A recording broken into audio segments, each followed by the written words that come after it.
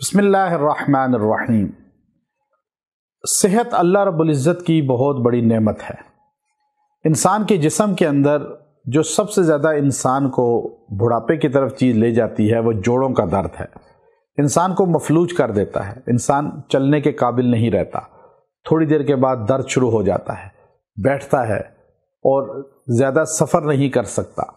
زیادہ بیٹھ نہیں سکتا، زیادہ چل نہیں سکتا، ہر طرف سے انسان پریشانی کا شکار ہوتا ہے۔ یاد رکھیے،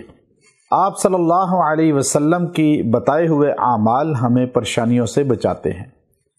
انسانی جسم کے اندر ہڈیوں کو اللہ نے بڑا خاص ایک مقام عطا فرمایا ہے،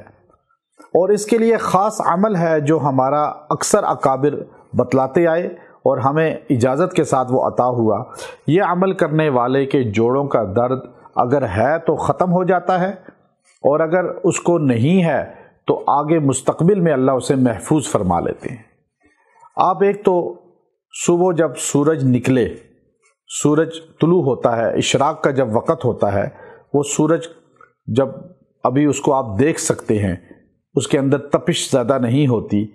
جب آپ اس کو دیکھیں تو آپ کی آنکھیں اس کی طرف متوجہ ہوں تو وہ آپ کو صحیح دکھلائی دے، اور آپ کی آنکھیں جو ہے بند نہ ہوں اس کو دیکھ کر، تو سمجھ لیں کہ یہ وقت بہترین ہے۔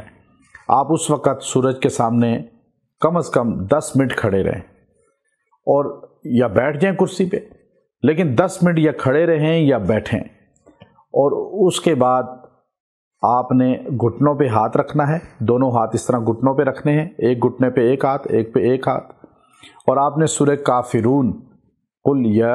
ایھا الکافرون، یہ سورہ کافرون آپ نے 3 بار پڑھنی ہے، اور گھٹنوں پہ پھونکنا ہے، اور ہاتھ اٹھا لینے ہیں پھر پھونک کر، پھر آپ نے ہاتھ رکھنے ہیں، پھر 3 بار سورہ کافرون پڑھ کے پھونکنی ہے، پھر پھونکنے کے بعد ہاتھ اٹھا لینے ہیں، پھر تیسری بار بھی اسی طرح 3 بار سورہ کافرون پڑھ کے پھونکیں اور گھٹنوں پہ اور ہاتھ اٹھا لیں۔ یہ عمل آپ 11 دن کریں، انشاءاللہ گھٹنوں کا درد بالکل ختم ہو جائے گا۔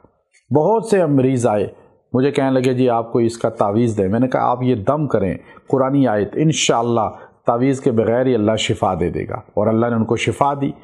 انشاءاللہ آپ کو بھی شفا ہوگی۔ وآخر دعوانا الحمدللہ رب العالمین۔